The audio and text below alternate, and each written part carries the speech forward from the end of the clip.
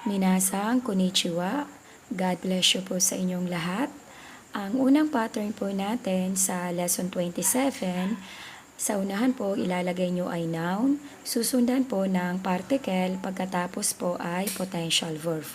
Ang pattern pong ito ay may dalawang gamit, ability at possibility. Kapag nasa ability po tayo, ang Tagalog natin ay kaya. Kapag nasa possibility naman, ang Tagalog natin ay maaari or pwede. Pagdating po rito sa particle, ang particle o po natin, kailangan po natin palitan ng particle ga. Pero yung ibang particle ay hindi na po natin papalitan, as is na po sila. Ang potential verb, kung paano po siya makukuha, mayroon po tayong naunang video tungkol po sa potential verb. Napaka-importante po na alam po natin kung paano po makukuha ang potential verb. Mayroon na po tayong naaral tungkol po sa ability at possibility. May pattern na po tayong na-topic po tungkol dito. Ang pattern na to at pattern ng naaral natin nung una, ito ay nasa lesson 18, ay wala pong pagkakaiba ang kanilang ibig sabihin. Ang pagkakaiba lamang po, yung nasa lesson 18 ay mas formal lamang po kaysa po rito sa lesson 27 na potential verb po natin na tatalakayin po ngayon. Ang potential verb po, ito po ay hindi nagpapahayag o nagsasabi ng action na gagawin natin. Kung hindi po, ito po ay nagpapahayag or nagdi-describe ng ability ng isang tao at nagdi-describe siya ng possibility na maaaring mangyari yung isang potential verb. Example po tayo, basahin po natin ito. Kanji o yumimasu. Magbabasa ng kanji. Gagawin po natin siyang kaya kong magbasa ng kanji. Kunin po natin yung noun natin. Kanji. Tapos yung particle po natin, dahil ito ay particle o, papalitan po natin siya ng particle ga. Tapos yung yumimasu natin, dahil ito po ay transitive verbs, gagawin po natin siyang potential verbs. Kikilalanin po natin ito kung group 1, group 2, or group 3. Ito po ay group 1 dahil naka-e-line. Kunin natin yung yo. Ang rules po ng potential verbs, kapag group 1 yung e-line, papalitan po natin ng e-line. Magiging malambot po siya. Ang kapalit ng mi ay me. Tapos ilagay na po natin yung formula niya. Naging kanji ga yomemasu. Kaya kong magbasa ng kanji. Kung gusto mong ilagay yung salitang watashi wa, wala pong problema. Magiging watashi wa kanji ga yomemasu. Ang next example po natin ay hashi o tsukaimasu. Gagamit ng chopstick. Gagawin po natin siyang kaya kong gumamit ng chopstick. Sulat natin yung noun natin. Ang particle po natin na particle o, papalitan po natin siya ng particle ga. Pero po yung ibang particle as is na po sila. Ang pinapalitan lang ng ga ay yung particle o. Pagkatapos po yung ating verb na tsukaimasu, ito po ay transitive verbs, papalitan po natin siya ng potential verbs. Kaya po napaka-importante na alam nyo po kung paano kumuha ng potential verb galing sa transitive verbs. Nauna na po siya sa video na naipaliwanag po. Sana po napanood nyo po yun para po at least makasabay po kayo rito sa ating pattern. Pagkatapos po, itong tsukaimasu, kikilalanin po natin ito kung group 1, group 2, or group 3. Ito po ay group 1 kasi naka-e-line. Kunin natin yung tsuka. Tapos yung i, papalitan po natin siya ng e-line. Ang e-line ng i ay e. Pagkatapos po, kukunin na natin yung mas.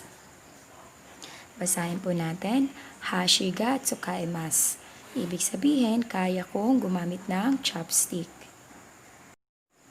Ang next example po natin ay jitensha o shorishimasen. Ibig sabihin, hindi po magre-repair ng bike. Gagawin po natin siyang hindi ko kayang mag-repair ng bike. Kunin po natin yung noun natin. Jitensha. At ang particle o po ay papalitan ng particle ga. Ang shurishimasen, ito po ay verb group 3. Kunin po muna natin yung ating noun na shuri. Ang potential verb po ng group 3 na shimas, itong shimas po, ay tatanggalin po ito ng buo kapag dadalhin po siya sa potential verb. Ang kapalit po ng shimas ay dekimas. Ang given po natin ngayon ay shimasen. Ibig sabihin po, tatanggalin rin po natin ito ng buo. Ang ipapalit natin, kunin po natin yung deki. Tapos, yung formula lang po ang ating kokopyahin, yung masen. Basahin po natin, naging Jaten ga shuri dikimasen. Hindi ko kaya mag-repair ng bike. Ilagay natin yung watashi wa jaten ga shuri dikimasen. Ang example po natin ay doko demo hitori de ikimasu. Ibig sabihin, pupuntang mag-isa kahit saan. Gagawin po natin, kaya kong pumuntang mag-isa kahit saan. Sulat po natin ito. Doko demo hitori de. Pagkatapos po, ang ikimas, kikilalanin po natin ito kung group 1, group 2, or group 3. Ito po ay group 1. Kunin po muna natin yung i. Ang rules po ng potential verbs kay group 1, yung e-line, papalitan po natin ng e-line. Ang e-line po ng ki ay ke. Kaya yung ki naging ke kasi pinalitan natin ng e-line. Pagkatapos, kunin natin yung mas. Naging doko demo hitori de ikemas. Kaya kong pumuntang mag-isa kahit saan. Ang next example natin ay kado de haraimasu. Magbabayad gamit ang card. Gagawin po natin siyang maaaring magbayad gamit ang card. Siya po ay possibility. Kado. Tapos yung particle te po natin, as is lang po siya, hindi po natin siya papalitan. Yung particle o, siya lang po ang papalitan ng particle ga. Tapos po yung haraimasu, kikilalanin po natin siya kung group 1, group 2, or group 3. Ito po ay group 1. Kunin po natin muna yung hara. Pagkatapos, ang rules ng potential verbs kay group 1, yung e-line, papalitan natin ng e-line. Ang e-line ng e ay e. Ito po ang kapalit niya. Tapos isulat na po natin ang mas. Basahin po natin. Kado de haraimasu. Ang next example natin ay ramen o tabimasu. Kakain ng ramen. Gagawin po natin siyang makakakain ng ramen. Yung particle o, papalitan po natin ng particle ga. Tapos yung tabimasu, kikilalanin natin kung group 1, group 2, or group 3. Ito po ay group 2 kasi naka-e-line. Ang rules po ng potential verbs, pagdating kay group 2, tatanggalin natin ang mas, tapos mag-a-add po tayo ng rare. Kunin po natin yung tabe, add natin yung rare. Tapos ilagay na po natin yung mas. Naging ramen ga taberarimasu. Pero kapag ikaw ay nakikipagkaiwa na, ang ra po ay natatanggal. Magiging ramen ga taberemasu. Makakakain ng ramen. Balikan po natin yung lesson 18. Basahin po natin yung pattern po doon. Kanji o kaku kotoga dikimasen. Ibig sabihin po, hindi ko kayang magsulat ng kanji. Gagawin po natin siya sa pattern na ito. Kunin natin yung noun. Tapos yung particle o, papalitan po natin ng particle ga. Kapag lesson 27 po ang ating gagamitin, yung pattern po na kotoga dikimasen, hindi mo na po natin siya kakailanganin. titingnan po natin yung verb po na ginamit. Ito po yung verb niya, yung kaku. Kikilalanin po natin ang kaku kung anong grupo. Group 1 ba to, Group 2 or Group 3? Ito po ay Group 1 kasi naka-uline. Kunin po natin yung ka. Tapos po, yung ku, papalitan po natin ng e-line. Ang e-line ng ku ay ke. Pagkatapos po, pag nakuha na po natin yung potential verbs niya, kukunin po natin kung ano po yung ginamit na formula. Ang ginamit na formula ay masen. Yun po ang isusulat po natin dito. Naging kanji ga kakemasen. Ang ibig sabihin din po nito ay hindi ko kayang magsulat ng kanji. Pareho lang po sila. Example pa rin po ito ng lesson 18. Basahin po natin. Nihongo de denwa o kakiru koto ga dekimasu ka? Kaya mo bang tumawag sa phone or sa telepono gamit ang salitang Nihongo? Ang gusto niya pong ipahiwatig dito, tatawag ka sa phone, tapos makikipag-conversation ka po gamit ang salitang Nihongo. Tinatanong niya kung kaya niyo daw po. Gagawin po natin siya sa pattern ng lesson 27. Sulat po natin yung Nihongo, particle de, at yung denwa. Pagkatapos po yung particle o, papalitan po natin siya ng particle ga. Tapos yung ating pinaka-pattern sa lesson 18, hindi na po natin siya isasama. Yung verb pong ginamit, ito po yung kakeru.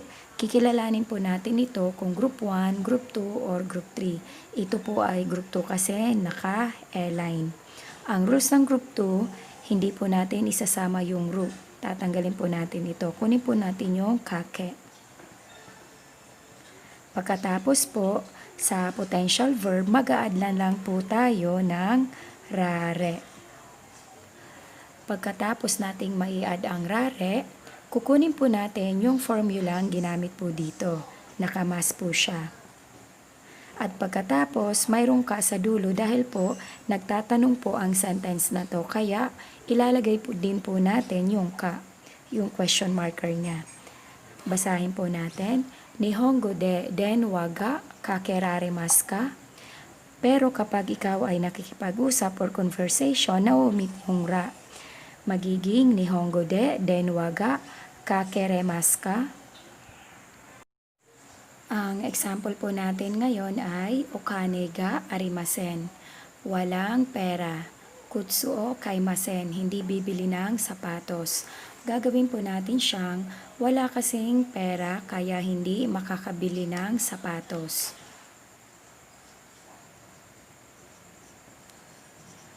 Okane ga arimasen.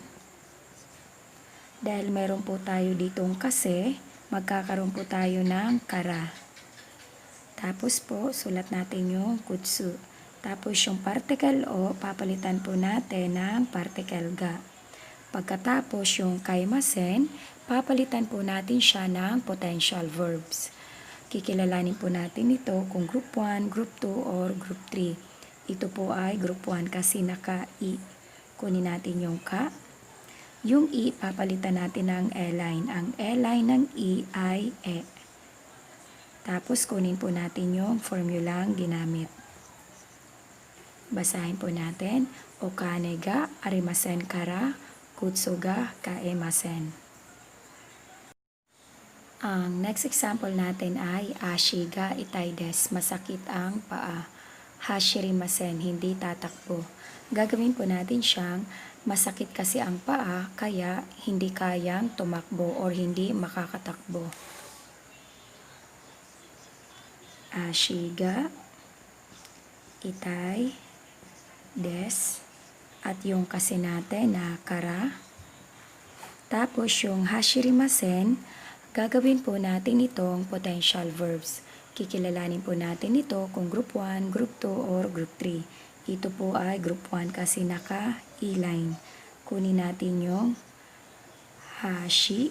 Tapos yung ri, papalitan natin ng e-line. Ang e-line ng ri ay re. Tapos kunin natin yung formula na masen. Naging Ashiga itay desu kara hashiremasen.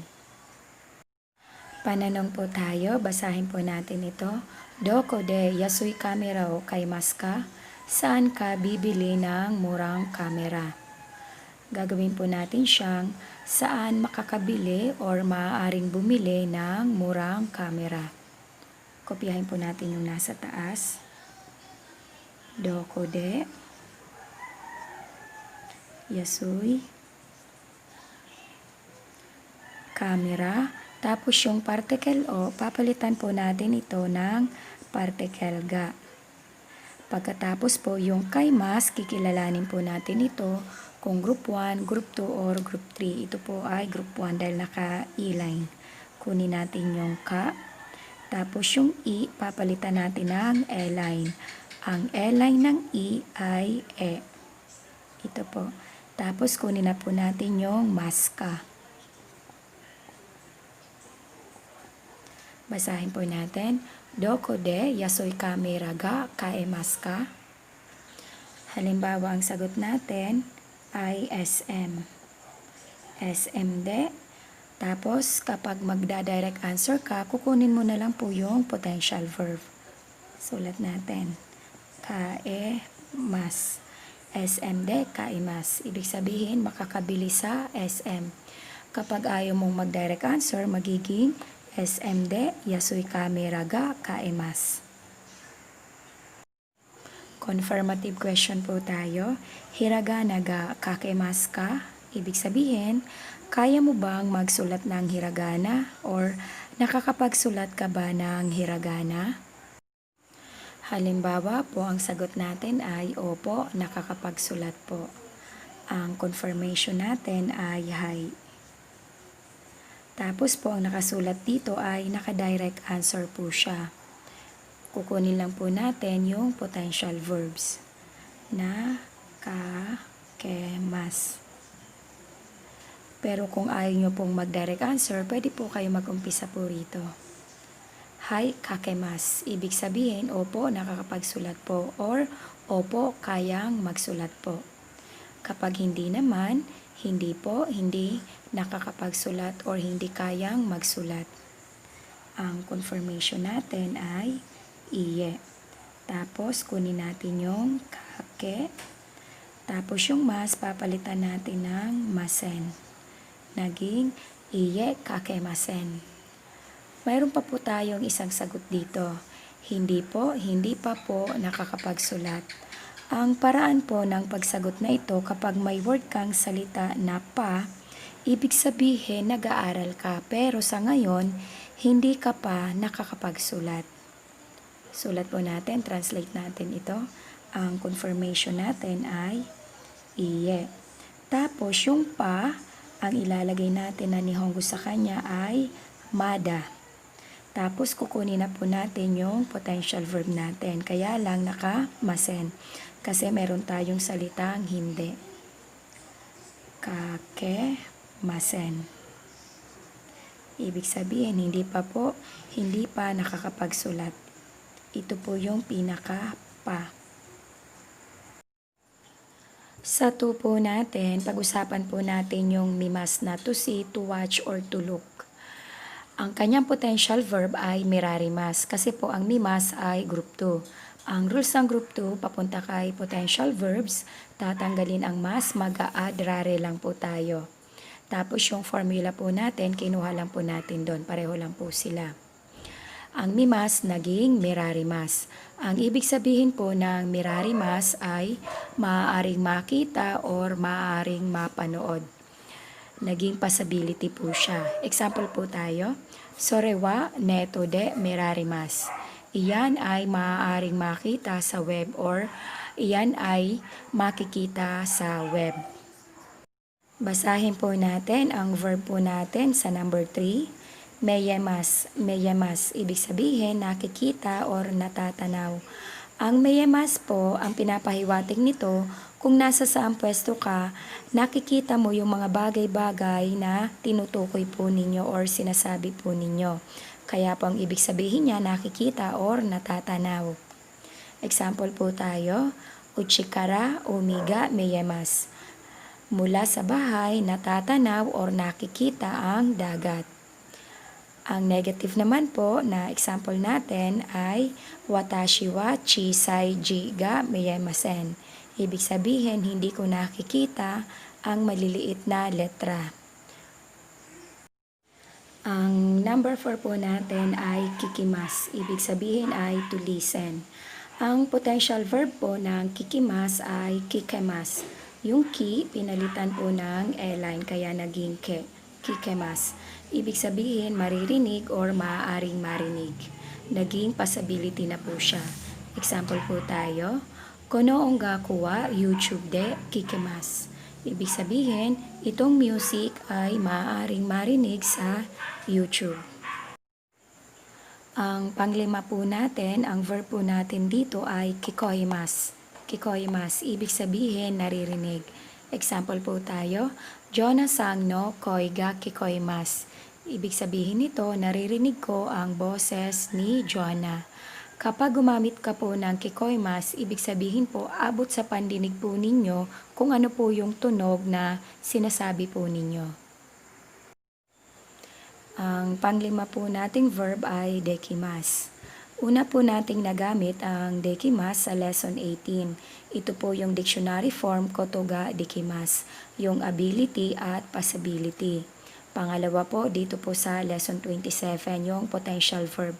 Ito po yung nasa group 3, yung shimas, pinapalitan natin ng dekimas. Pangatlo, basahin natin kung saan natin gagamitin yung dekimas. To have finished something or something is done. Yung mga ginagawa natin or ginawa natin ay tapos na. Ang example natin dyan ay yatto shokodai ga dekimashita. Sa wakas or finally, tapos na ang assignment. Pang-apat, to make or to have gotten friends, girlfriend, boyfriend, etc. Example natin dito, atarashi tomodachi ga dekta. Naka-plain form lang po tayo dito, dekta, silent E. Pag magalang, dekimashita. Ang ibig sabihin, I got a new friend. Nagkaroon ka na ng mga bagong kaibigan. Minsan, may Japanese na magtatanong sa'yo, sasabihin sa'yo, tomodachi ga dekta. Pag tinanggal ang particle, tomodachi dekta, ibig sabihin po no, nagkaroon ka na ng kaibigan or mayroon ka ng kaibigan. At panglima natin, to be built or a new place open. Ang example natin dito, ginko no maini supaga dikimashita. Naitayo na ang supermarket sa harapan ng bangko. Ibig sabihin, tapos na po, yari na yung supermarket na naipatayo na. At pang-anim, kung ano-ano pa, marami pong gamit ang dekimas. Ito po ay ilan lamang sa mga iyon.